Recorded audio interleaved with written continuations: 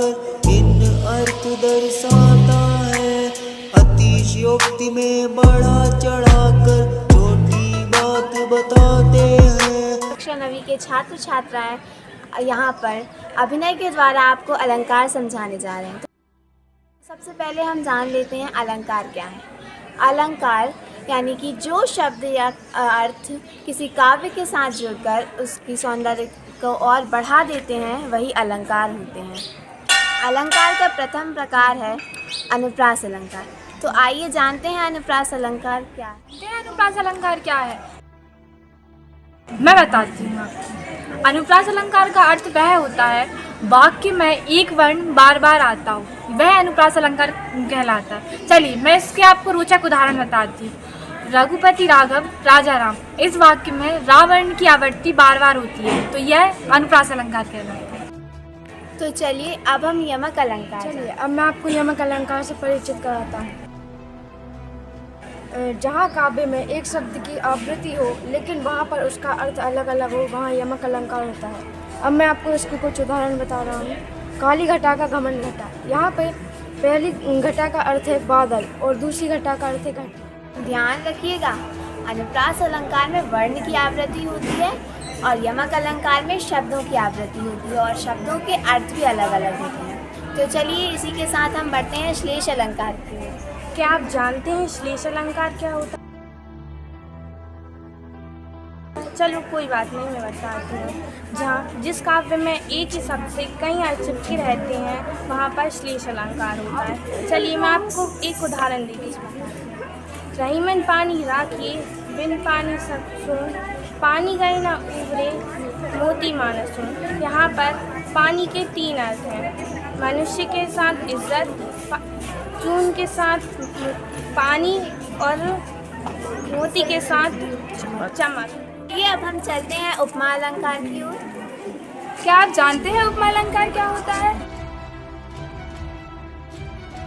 मैं हूँ उपमा, मैं बताती हूँ आपको अलंकार के बारे में। जहाँ एक वस्तु को दूसरे वस्तु के साथ रखकर समान गुणों के कारण समानता दर्शाई जाती है वहाँ उपमा अलंकार होता है। इसका एक रोचक सा उदाहरण है पीपर पात सरस मंडोला। तो चलिए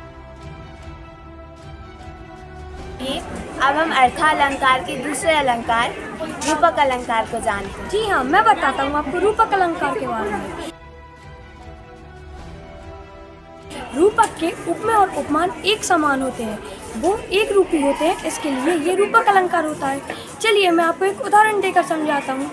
चरण कमल बंदौ हरिराय, अर्थात मैं प्रभु के कमल रूपी चरण की वंदना करता हूँ। उपमेय कमल, उपमान चरण। अब हम समझते हैं उत्प्रेक्षा अलंकार। आइए दोस्तों, अब मैं आपको एक रोचक अलंकार से परिचित कराता हूँ जिसका नाम है उत्प्रेक्षा अलंकार।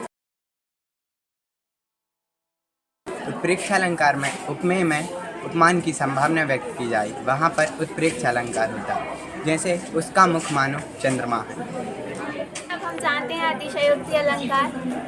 मैं हूँ अतिशयोक्ति अलंकार। इससे पहले मैं आपने अपने जीवन में कई बार देखा होगा कि कई लोग रस्सी का सांप बना देते हैं, अर्थात अपनी चीज़ों को काफ़ी बढ़ा चढ़ा कर बोलते हैं, तो वहाँ पे अतिशयोक्ति अलंकार होता है। इसकी एक परिभाषा, जिस काव्य में शब्दों को बढ़ा चढ़ा कर बोला जाता है वहाँ पे अतिशयोक्ति अलंकार होता है। तो इसका मैं आपको एक उदाहरण भी बताता हूँ। आगे नदियाँ पड़ी अपार, घोड़ा कहीं से उतरे पार, राणा ने सोचा इस पार, तब तक चेतक था उस पार। चलिए अब हम जानते हैं वीप्सा अलंकार। तो अब मैं आपको वीप्सा अलंकार के बारे में बताता हूँ। आदर, हर्ष, शोक, विस्मय आदि बोधक आदि भावों को प्रभावशाली रूप से व्यक्त करने के लिए जिन शब्दों की पुनरावृत्ति होती है उसे वीप्सा अलंकार कहते हैं। इसको और ज़्यादा अच्छे से समझने के लिए मैं एक उदाहरण देता हूँ। उठा लो ये दुनिया, जला दो ये दुनिया, तुम्हारी ही है, तुम ही संभालो ये दुनिया। चलिए अब हम संदेह अलंकार जानते हैं। तो कैसे हैं आप लोग? आज मैं आपको समाज प्रशासन में संदेह अलंकार को लेकर। आप में से बहुत सारे लोग किताब तो पढ़ते ही होंगे। आप कुछ पंक्तियाँ पढ़ के उसमें संदेह हो जाता है, नहीं समझी? मैं समझाता हूँ। जहाँ पर कुछ वस्तुओं के समानता के कारण संदेह बना रहता है वहाँ पर संदेह अलंकार होता है। संदेह की अनिश्चित अवस्था होती है।